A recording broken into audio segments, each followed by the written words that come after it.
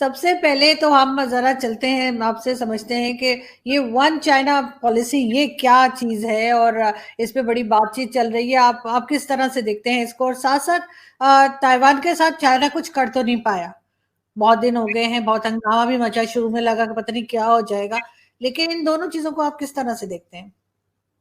देखिए आरजू जी, सबसे पहले शो पे बुलाने के लिए धन्यवाद। और पहले सेकंड पार्ट पे आते हैं, वो ज्यादा आसान है। देखिए, मैं आपके शो पे या काफी चैनल पे, अपने नेशनल टीवी पे भी ये प्रेडिक्ट कर चुका था कि चाइना की कुछ करने की औकात ही नहीं है। मैंने आपको टेक्निकल रीजंस भी बताए थे वो क्यों नहीं कुछ कर पाएगा। क्योंकि अगर वो कुछ कर सकता था, अगर उनकी औकात होती, वो अब तक कर चुके होते। वो वेट नहीं करते। देखिए, जिसको करना होता, पुतिन को हमला करना था, कर दिया ना उसने। उसने जंग रखनी चल रही है ना, पूरी दुनिया एक तरफ खड़ी, पुतिन अपना काम कर रहा है। तो ये जी जिनपिंग वगैरह, इनके बस का कुछ है नहीं।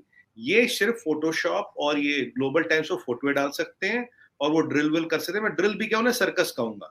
अब देखिए, पेलोसी का प्लेन आता है, उड़ जाता है, निकल जाता है, उसके एक दिन बाद और ये कहते हैं जी हम करेंगे, वो सर्कस वर्कस इन्होंने शुरू कर दिया, 6 जोन बनाएंगे, ये करेंगे, वो करेंगे। फिर उन्होंने ये खबर उड़ा दी कि हम ताइवान को कैप्चर करने की वो पूरी ना कवायद कर रहे, 1-2 जहाज वहाज उड़ा दिए। वो जो मीडियम लाइन है उसको कुछ जहाज क्रॉस करते हैं, कुछ शिप्स क्रॉस करते हैं। बेसिकली आपको बताऊंगा उसका लॉजिक क्या है, ये समझना बहुत जरूरी है। जहाज और शिप्स उसको क्रॉस क्यों कराए जाते हैं, ये एक तो प्रोवोकेशन है, और इसकी एक पिक्चर अच्छी बनती है जो ग्लोबल टाइम्स वगैरह छापता है, और दुनिया को दिखा रहे हमने कुछ कर दिया। अब संडे तक एक्सरसाइज करनी थी, आज हम ट्यूसडे रात को बैठे हैं, तो एक्सरसाइज तो खत्म हो गई। किया तो उन्होंने कुछ नहीं, सब अपने घर चले गए, अपना चिकन चाउमीन खा रहे हैं। अब ये जो ये मीडियम लाइन क्रॉस करते क्यों करते हैं आरजू जी? ये क्रॉस इसलिए करते हैं, ये देखना चाहते हैं कि ताइवान का डिफेंस कैसा है, ताइवान कितनी देर में जेट उड़ाता है, उड़ाता है नहीं उड़ाता है, कौन सा जेट उड़ाता है, कौन सा सैटेलाइट सिस्टम एक्टिवेट होता है, कितने रडार सिस्टम है, कितनी जल्दी हमें ताइवान के रडार पकड़ते हैं। अगर आप देखिए, हमारे आसपास एलएसी में भी जहाज उड़ाते हैं, एलएसी के पास आके निकल जाते हैं, और ये उड़ाते हैं J8 और J12, जो मिग 21 रशियन था, उसका इन्होंने देसी वर्जन बनाया। और कुछ टाइम में J12 ग्राउंडेड था, क्यों? अनरिलायबल मशीन है। उनको सिर्फ उड़ाया इसलिए जाता है कि हमारी प्रिपेयर्डनेस देखे, हमारे रडार्स की पोजीशन देखे, हमारे एयरफोर्स की रेडीनेस देखे, हम कब, कहां और कौन सा चीज रिटेलिएशन में करेंगे या वापस करेंगे, उसका ही अनुमान, उसका ही अंदाजा लगा पाए। ताइवान में भी ये वही कर रहे थे, ड्रामा कर रहे थे, जिसको अटैक कर रहा हो तो अटैक करते हो, ड्रामा नहीं करता। और मैंने आपको ये भी बोला था कि पिछले 70 साल से ताइवान एक ही चीज की तैयारी कर रहा, उन्हें पता जब भी चाइना आएगा समुद्र से आएगा, समुद्र से उन्हें आने नहीं देना।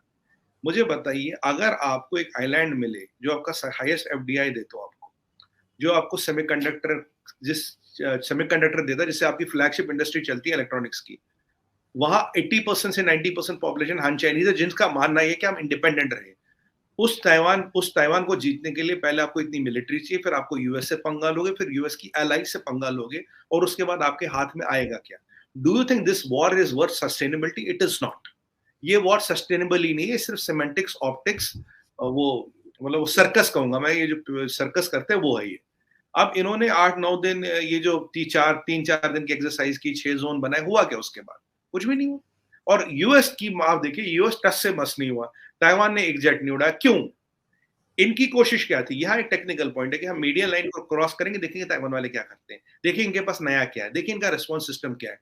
यूएस आता है, यूएस की कोई सबमरीन दिखती है, यूएस की सबमरीन की कई मूवमेंट दिखती है, यूएस का कोई, क्योंकि काफी मीडिया चैनलों की माने तो यूएस के special forces already deployed in Taiwan, क्या है क्या नहीं है, ये सिर्फ असेसमेंट कर रहे थे, इनको कर कुछ नहीं रहे थे। ये मैं 100% बताऊं, एलएसी के बाद जहाज लाना है, मीडियम लाइन क्रॉस करना, इनका मकसद एक होता है।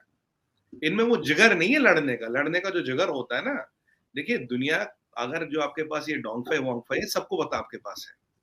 देखिए आरजू जी, दुनिया की हर मंडी में हथियार बिकता है, और उसको जो चलाने का जिगर होता है ना, वो दुनिया के किसी बाजार में नहीं बिकता, वो आदमी पैदा होके आता है।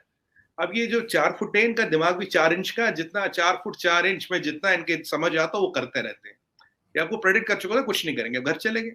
अब आते हैं वन चाइना पॉलिसी को। उस दिन हमने बात की थी आरजू जी आपके शो पर, काफी शो पे, 2 कंट्रियों ने सपोर्ट की, तो पाकिस्तान ने, चले पाकिस्तान की तो मजबूरी है, बेचारा मरता क्या ना करता।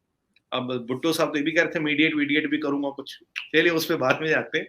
और एक रशिया ने इसलिए सपोर्ट किया था, रशिया का अमेरिका से प्रॉब्लम है, और अमेरिकन वहां है, तो उन्होंने डिप्लोमेटिकली अपने आप को बैलेंस करने के लिए इनको सपोर्ट किया। इनको ताइवान पे नैन्सी पेलोसी के विजिट पे किसी ने सपोर्ट नहीं किया।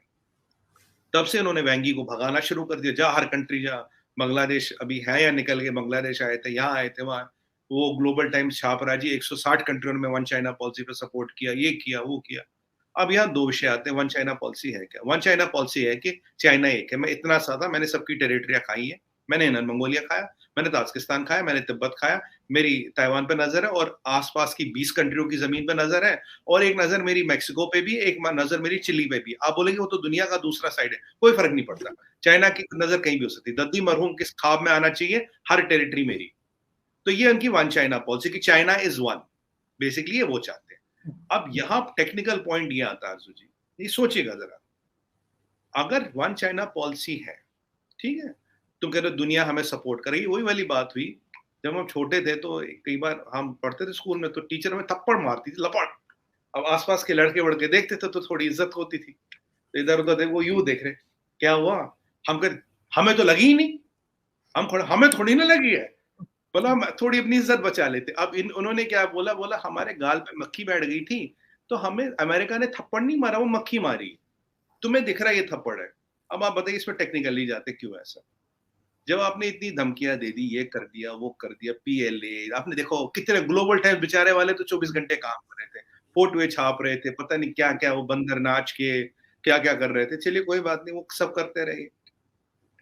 अब उनका प्लेन आता, उड़ के निकल जाता, ठंड पा रहे, कुछ निकल गया। अब ये दुनिया को एक और टेक्निकल बेवकूफ बना रहे हैं, वन चाइना पॉलिसी। जब किसी ने सपोर्ट नहीं किया ताइवान के इशू पे, वन चाइना पॉलिसी लाए।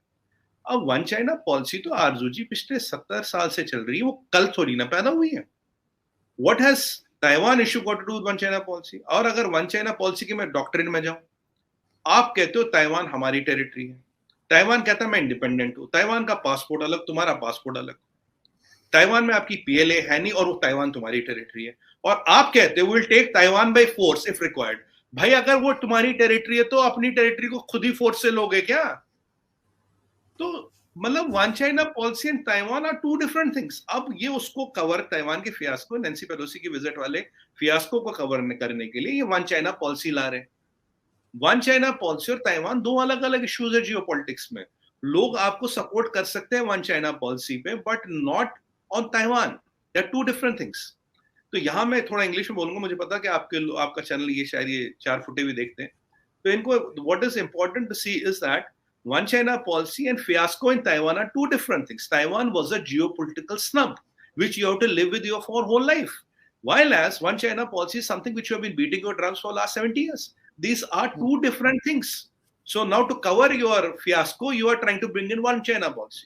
ये उनकी पॉलिसी, ये बड़ा शातिर ये खेल, और अभी नंबर निकाल रहे, ये निकाल रहे।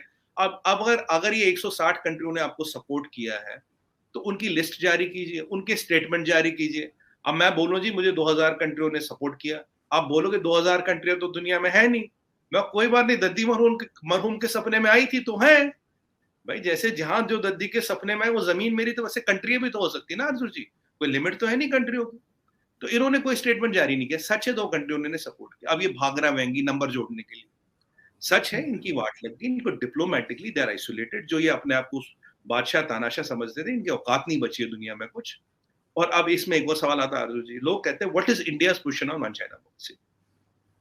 इंडिया ने, पहली बात तो ये मैं क्लैरिफाई कर दूं, ताइवान और one China policy two different things, मैं आपको टेक्निकली समझा रहा हूं व्हाई।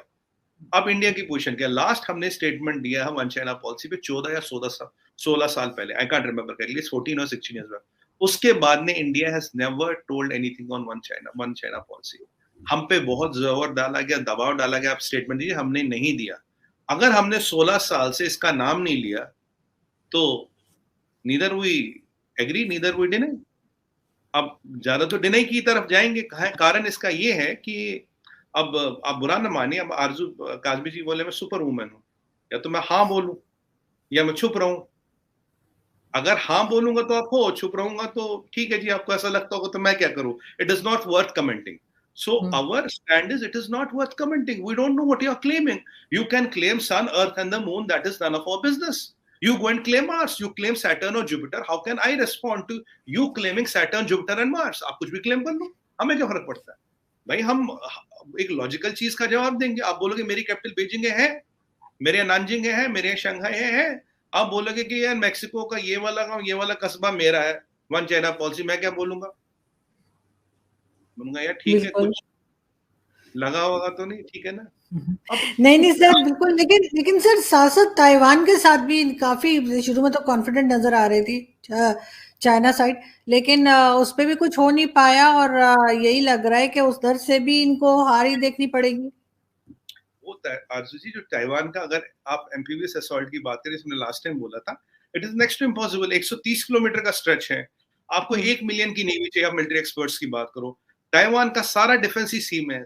उनके पास दुनिया का ऐसा कोई एंटी शिप, ऐसा एंटी एंटी सबमरीन कोई टारपेडो दुनिया में ऐसा नहीं है, ऐसे रडार नहीं है जो उनके पास। और ताइवान और चाइना के पीछे एक आइलैंड है जहां ऑलरेडी यूएस क्या बेस है। ताइवान में already, as per some media reports, are already deployed US forces there. ठीक है, यूएस के एयरक्राफ्ट कैरियर्स है, यूएस के कंबाइंड बैटल ग्रुप्स है, यूएस की सबमरीन्स वहां है। आपको लगता है इतने लोगों से पंगा लेके आप ताइवान जीतोगे? और अगर अमेरिका के अलाइज कूद जाते हैं, अगर अमेरिका के अलाइज कूद जाते हैं, तो आपके लिए ये जंग जीतना नेक्स्ट टू इम्पॉसिबल हो जाता। और ताइवान की भी फौज आरजू जी करीब 3 लाख है, चाइना की 8 से 9 लाख है, ताइवान की भी 3 लाख फौज है। उनके पास एयर डिफेंस सिस्टम है, उनके पास अपने को डिफेंड करने का काफी सिस्टम है। अगर ताइवान जी जिनपिंग खा सकता था, उसने अब तक खा लिया होता। He would have captured that territory. वो वेट नहीं करता, वो तमाशे नहीं करता, वो जाके खा लेता। तो ये आप टेक्निकली मानिए। और जो अभी इकोनॉमिक कंडीशंस है, आप एफडीआई की बात करें, जो ताइवान यहाँ पैसा लगाता है, ताइवान इनकी डिपेंडेंस उनके सेमीकंडक्टर पे 80-90% पॉपुलेशन अन चाइनीज है।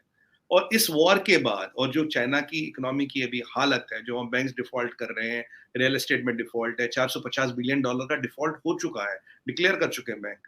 एक एक कंपनी में $240 बिलियन का डेट है जो डिफॉल्ट करने वाली है। आपने टेक पे क्रैकडाउन के $3 ट्रिलियन का था। आपका इकोनॉमिक आउटलुक 3.1% है। आपके एक्सपोर्ट नहीं हो रहा, 80 करोड़ लोग को आपने जीरो कोविड के चक्कर में बंद कर रखा है।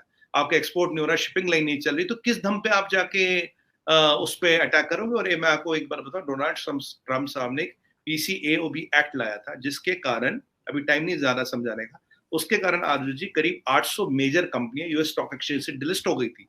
उसका इम्पैक्ट यूएस इकोनॉमी पे trillions of dollar, sorry Chinese economy पे ट्रिलियंस ऑफ डॉलर्स का था। ये मैं पहले, और मैंने, मुझे लगता है 30 दिसंबर 2020 को गार्डियन में एक आर्टिकल लिखा था, China is bringing economic pandemic, जिसमें मैंने ये सारे पॉइंट आउट किए थे। क्यों, why are they doing that? ऐसी सूरत में चाइना नहीं लड़ पाएगा, किसी से नहीं लड़ पाएगा। और ये सब पॉस्चरिंग थी, ये सब दिखावा था।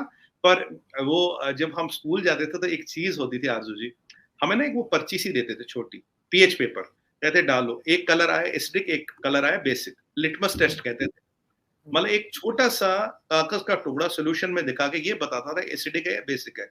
तो नैन्सी पेलोसी का जो विजिट है आरजू जी, वो लिटमस टेस्ट था, जिसने चाइना की पीएलए की, चाइना के गवर्नमेंट की, चाइना की मिलिट्री की, कम्युनिस्ट पार्टी ऑफ चाइना की, चाइना की पीएलए की, एयरफोर्स की, नेवी की, सबकी औकात गिना दी। चाइना का सम टोटल लिटमस टेस्ट कर दिया उन्होंने एक जहाज उतार के ताइवान में, और उसको वापस उड़ा दिया 18-20 घंटों बाद। एक फ्लाइट ने, जो उन्होंने 70 साल से एक इल्यूजन परसेप्शन बनाया था, उसके परखच्चे उड़ गए। It was a litmus test of China strength which they have miserably failed. तो ये कर तो सकते नहीं कुछ। और जो, अब देखिए आरजू जी, जितनी इंफॉर्मेशन मुझे होगी, मुझसे तो कहीं ज्यादा यूएस को होगी ना। तो यूएस ने भी तो इसीलिए लिटमस टेस्ट किया ना। अब देखिए, यूएस ने बड़ा अच्छा खेला, हाँ आएगी नहीं आएगी कंफर्म नहीं किया, बताया नहीं, फिर ताइवान से कंफर्म करा दिया आ गई। और ताइवान की प्रेसिडेंट उन्हें आरजू जी वो देती है हाईएस्ट सिविलियन अवार्ड। ताइवान की president US speaker of the house को हाईएस्ट सिविलियन अवार्ड देती है। अमेरिका का लिटमस टेस्ट तो हो गया ना, अमेरिका ने दुनिया को दिखा दी इनकी औकात कितनी है, और इन्होंने खुद ही बता दी, चुपचाप बैठ जाते, पंगा नहीं करते। America this time played very sensibly, उन्होंने ना कंफर्म किया ना डिने किया। जब अमेरिका कंफर्म डिने नहीं कर रहा था, इनको लगा अमेरिका डर गया, तो इन्होंने थोड़ा और अपना वो ऊपर कर दिया। वो पप्पू पेजर वाली बात है, तो वो थोड़ा और ऊपर कर दिया, थोड़ा और ऊपर कर दिया। तो फिर क्या हुआ, जहाज आया, निकल के देखते रहेंगे, और ये देखते रह जाएंगे। आप चिंता मत कीजिए, मैं आपको कह रहा हूँ ये लड़ नहीं सकते। हाँ, लड़ाई कोई पटाखा धमाका जी जिनपिंग तभी करेगा जब उसको लगेगा कि मेरी तीसरी टर्म नहीं आएगी, तब वो अपने पर्सनल गेन के लिए कुछ कर ले। But China can not take on Taiwan, it is next impossible. अगर कर सकता था, वो अब तक कर चुका होता। और इसके ताइवान और ज़वेरी के हिट के बाद जो अमेरिका का रुतबा सुपर पावर है, वो और उभरा है, दैट हैज एलिवेटेड।